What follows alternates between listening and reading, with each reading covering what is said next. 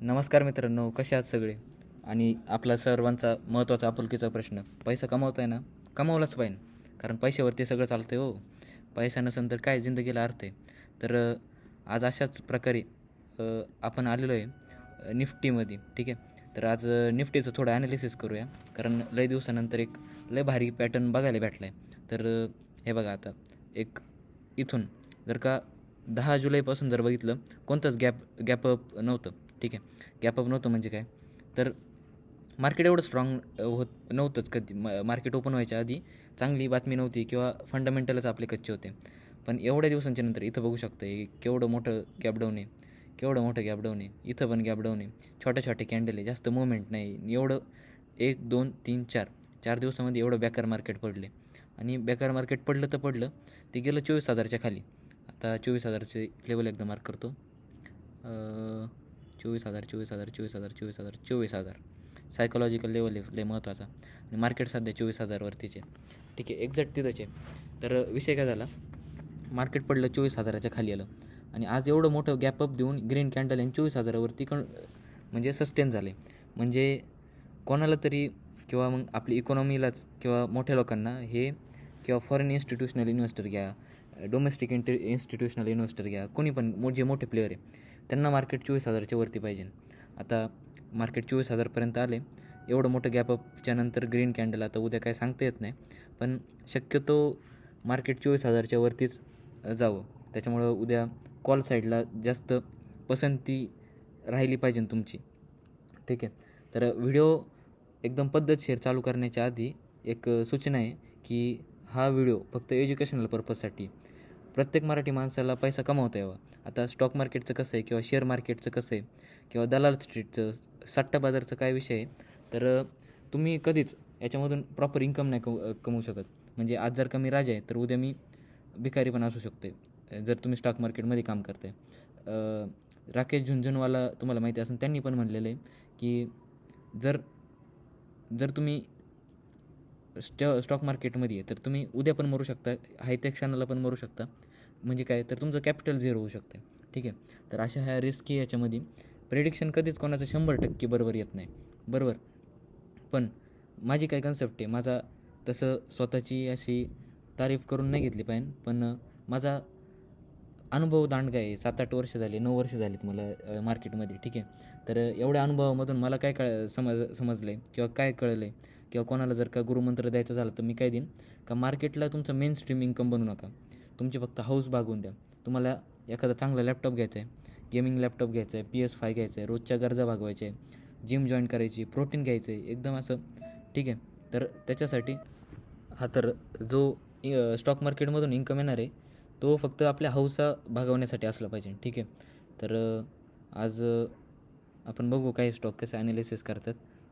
तुमच्यासमोरच live मी analysis करणार आहे, ठीक आहे. तर निफ्टीचं झालं 24,000च्या वरती जर निफ्टी सस्टेन झाली, तरी पण 200 EMAच्या वरती गेल्याशिवाय एक अपस्ट्रीम किंवा अपट्रेंड येणार नाही, बुल्सची एंट्री होणार नाही. पण आता हे 2,700 800 200 EMA लेवर आहे. त्याच्यामुळं आपण काय करायचं, का एक्सपायरी आता जवळच आहे सगळे. आता एकदा ऑप्शन चेन बघून घेऊ, ठीक आहे. मार्केट डाटावरती जायचं. ही NSEची वेबसाईट आहे, याच्यावरती सगळं भेटतं आहे. ऑप्शन चेन, ठीक आहे. तर ऑप्शन चेन एकदा बघून घेऊ निफ्टीची. ही निफ्टीची ऑप्शन चेन आहे. तर सगळ्यात जवळचा कॉल ऑप्शन 57 रुपयाला आहे, पुट ऑप्शन 65 रुपयाला आहे. हे आता एक्सपायरी जवळ आहे त्याच्यामुळे कमी. किंवा मग जर तुम्हाला चांगलंच ट्रेड करायचं असेल तर पुढच्या एक्सपायरीचं घ्या, हे घेऊ नका, कारण 57 रुपये 65 रुपये कधी पण झिरो होऊ शकते आणि वरती जाणारच नाही. डिकेलही होणार, ठीक आहे, डिकेलही होणार अनलेस अँड अनटिल हे बऱ्यापैकी मोठा मूव असा देत नाही. आता हे झालं डेलीचं बघितलं आपण, 15 मिनटावरती बघू, नाही तर प्रॉपर आपल्याला कळणार नाही, ठीक आहे. तर हे 15 मिनटाचं आहे. 15 मिनटावरती अप ट्रेंडच होता, हे काय बऱ्यापैकी अप ट्रेंड होता. 24,000ला टच केलं एकदा, परत एकदा टच करायला गेला पण फेल गेला आहे. आता उद्या हे जर का गॅप अप ओपनिंग झाली तर अतिउत्तम, जर गॅप डाऊन ओपनिंग झाली तर लय बेकार, कारण 24,000 लय क्रुशियल लेवल आहे. याच्या खाली जर का गॅप डाऊन ओपनिंग झाली, मार्केट बऱ्यापैकी खाली जाऊ शकतं.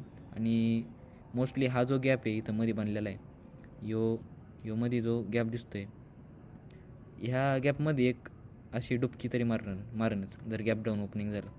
पण गॅप अप ओपनिंग झालं तर बऱ्यापैकी कॉल ऑप्शन आपले पुढच्या महिन्याचे एक्सपायरीचे, ह्या महिन्याचे तरी मी सजेस्ट नाही करत, पुढच्या महिन्याच्या एक्सपायरीचे घेऊ शकतो. ठीक आहे. आता काही स्टॉक बघू आपल्याला इक्विटीमध्ये. माझा पर्सनली जर का अनुभव बघितला तर किंवा माइंडसेट बघितला तर इक्विटीवरती मला फार विश्वास आहे. कारण आपण जरा सेफली ट्रेड करू शकतो. ठीक आहे. तर इथं मोस्ट ॲक्टिव्ह इक्विटीमध्ये जायचं, ठीक, किंवा मग व्हॉल्यूम गेनरमध्ये पण जाऊ शकतो. असं तसं काही विषय नाही. व्हॉल्यूम गेनर म्हणजे अचानक यांच्यामध्ये व्हॉल्यूम आले. तर इथं कॅपिलरी टेक्नॉलॉजीज दिसते. ह्याच्यामध्ये अचानक व्हॉल्यूम कसं काय आले, तर एक वीकचं ॲव्हरेज 13,000 होतं, डायरेक्ट 82,91,000 आले. ठीक आहे. तर 12% म्हणजे अप्पर सर्किटच लागलं असणार याला. तर ह्या कंपन्या पण बघू शकता. अचानक एवढं व्हॉल्यूम आलं काय, अचानक व्हॉल्यूम यायचं कारण काय, तर FID आहे किंवा मग काही महत्त्वाची बातमी असू शकते. आता हे काय कॅपिलरी टेक्नॉलॉजीज, जाऊ लगेच ट्रेडिंग व्ह्यूवरती. Capillary Technologies India Limited. हां, तर हे आज किती टक्के चुकीचा स्टॉक मी निवडला.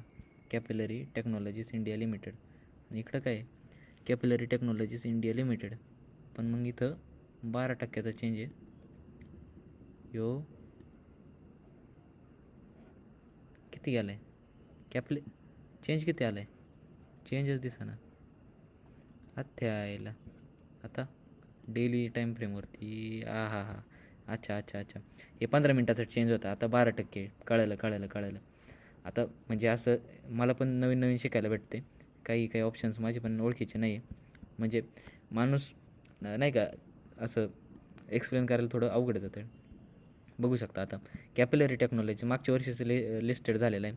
कंटिन्यू खाली चालला होता मध्ये थोडा अप ट्रेंड, परत खाली आणि आता एक मोठ्या व्हॉल्यूमनी 12%चं अप्पर सर्किट लागलेलं आहे. मग बऱ्यापैकी हे दिलेलं आहे.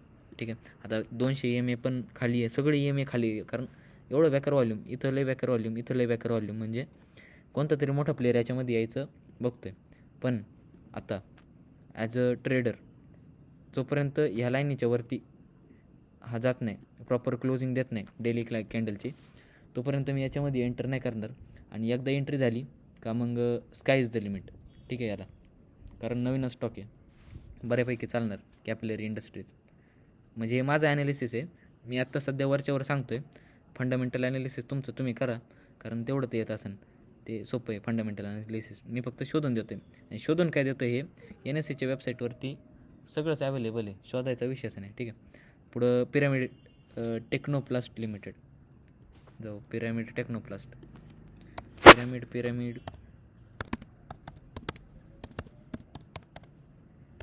टेक्नोप्लास्ट, बरं, पिरामिड टेक्नोप्लास्ट लिमिटेड बघू शकता. केवढं 19% बाबू.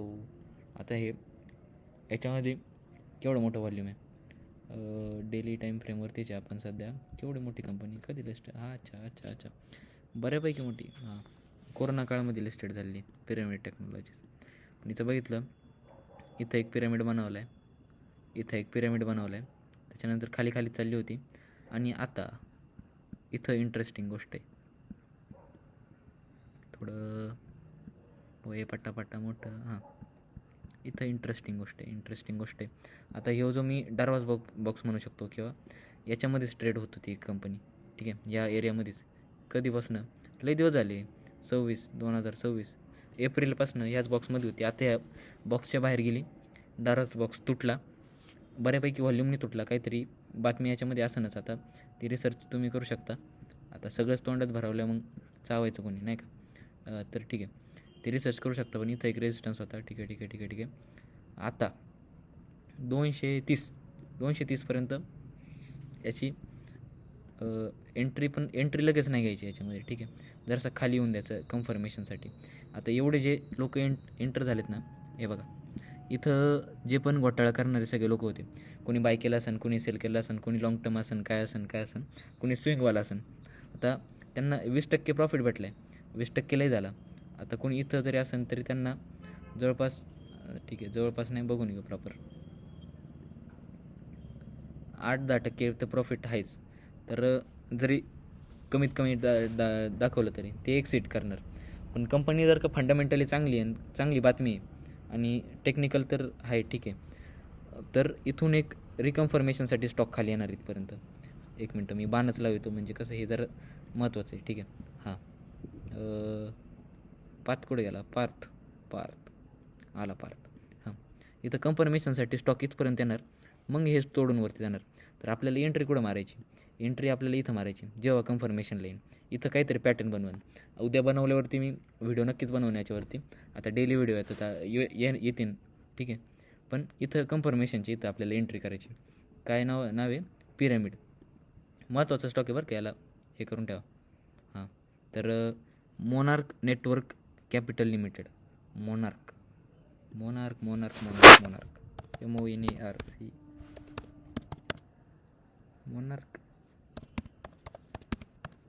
कॅपिटल नाही, कॅपिटल. बरं, मोनार्क कॅपिटल लिमिटेड. किती गेने? 11%. अरे वा, आधीपासूनच अप ट्रेंडमध्ये होता हा घडी. बरं. वा. हा पॅटर्न किती इंटरेस्टिंग आहे, म्हणजे एक नंबर. हे बघा, आता चालला होता खाली, रिकवर झालं, पूर्ण रिकवर झालं. आता नाही का, माझ्यासारखा ट्रेडर, म्हणजे मी स्वतःला जास्त काही समजत नाही, पण इथून आता हे बघा, इथून हे एवढा जो डीप आहे, एवढं जे खोल आहे, ही विहीर जेवढी खोल आहे, ही पूर्ण वरच्या बाजूला भरणार, असा महा अंदाज आहे, ठीक आहे. असा महा अंदाज आहे. ही विहीर पूर्णपणे वरती भरणार. टार्गेट हे 550 ॲव्हरेज धरून चाला, 550. पण कधी लगेच उडी नाही टाकायची. ताण लागली म्हणून गटारीचं पण पाणी नाही प्यायचं, ठीक आहे. तर इथं वरती बऱ्यापैकी आता हे बघा, ऑलरेडी अप ट्रेंडमध्ये होता. एवढे जे पण लोक दम धरून बसलेले आहेत, थोडे तरी एक्झिट होणार, ठीक आहे. इथं एक रेजिस्टन्स पण लागलेला आहे आणि क्लोजिंग पण बऱ्यापैकी अशी रेजिस्टन्सच्या खालीच दिलेली. थोडा खाली येणार आहे, मग वरती जाणार आहे. कसा? कुठे गेला मार्कर? पार्थ नको आहे आपल्याला, मग पार्थ नको आहे सध्या, आपल्याला पाहिजे ब्रश. हां, तर इथून ब्रशचं आहे काय आलं, हाऊ टू यूज आम्हाला माहिती. इथून असं खाली जाऊन परत पार्थ आला. बरं, ब्रश कुठे गेला? ब्रश. हां, इथून खाली जाऊन इथून असा वरती असा गेला पाहिजे असं चांगल्या प्रकारे. आपल्याला एंट्री कुठं करायची? परत एकदा इथं जेव्हा बेस बनन ना, इथं असा बेस बनल्याच्या नंतर इथं त्या बेसच्याच वर नंतर थोडंसं अशी चांगली कॅन्डल बनणार ग्रीन कलरची, अशी लय भारी अशी, म्हणजे सेक्सी कॅन्डल म्हणू शकतो आपण त्याला. त्या सेक्सी कॅन्डलच्या ब्रेकआउटवरती आपल्याला एंट्री करायची आणि एकदम भारी कन्फर्मेशन भेटलं का किती मोठं आपलं किती टक्के 28-30% प्रॉफिट भेटन, ठीक आहे. तर आज 3 स्टॉक बघितले आपण. कोणते? Capillary technology, pyramid, monarch. आता कॅपिलरीवरती मला एवढा थोडं अंडर कॉन्फिडंट आहे मी, थोडं ॲनालिसिस करावं लागेल. पिरॅमिड आणि मोनार्क खूप छान आहे. त्यातल्या त्यात मोनार्क एक नंबर आणि पिरॅमिड पण खूप छान आहे. यांचं 1 आणि 2 नंबरला ठेवूच नाही शकत, दोघं 1 नंबर आहे. तर यांचं थोडं तुम्ही पण ॲनालिसिस करा. हा व्हिडिओ प्युअरली ॲनालिसिस पर्पजसाठी आहे, त्याच्यामुळं काय सिरियसली घेऊन, म्हणजे फक्त एज्युकेशनल पर्पजसाठी ठेवा, नाही का ध्यानात. बाकी माझ्याकडं कुठं काही सर्टिफिकेट नाही. येत्या 3-4 महिन्यामध्ये सर्टिफिकेट असेल तेव्हा मी हे वाक्य नाही म्हणणार की फक्त एज्युकेशन पर्पजसाठी, तेव्हा आपलं चॅनल प्रॉपर चालू होणार, ठीक आहे. तर तोपर्यंत चालून द्या. मी डिस्क्रिप्शनमध्ये नाही का माझा नंबर देतो आहे, व्हॉट्सॲप नंबर, आणि कॉल पण करू शकता वाटलं तर. जर तुम्हाला कोण नसेल बोलायला, माझ्याकडं पण कोण नाही बोलायला, तर तुम्ही कॉल करू शकता मला. कारण सध्या आपले सबस्क्रायबर कमी आहे. जर पण गेलं यूट्यूबवरती, चला हवा येऊ द्या. हवा तर काय चालली, हवा सध्या मोदीची, ठीक आहे. आपले हे जे 220 सबस्क्रायबर आहे, हे एकदा का व्हायरल जायला लागलं नाही, गप्पा वाढणार, मला पूर्ण खात्री. त्याच्यामुळं सध्या तुम्ही माझ्यासोबत संपर्क करू शकता, तुमचा पोर्टफोलिओ आपण डिस्कस करू शकतो आणि ठीक आहे, चर्चा करू शकतो एकंदरीत. नंतर वेळ नाही भेटणार, नंतर मीच माझा नंबर बदलून टाकेन, ठीक आहे. तर हे चॅनल विनामूल्य आहे. हे चॅनल सबस्क्राईब करण्यासाठी कोणत्याही प्रकारचं मूल्य मी आकारत नाही, त्याच्यामुळं सबस्क्राईब करा. तुमचं कुठं काय चाललं आहे, ठीक आहे. धन्यवाद.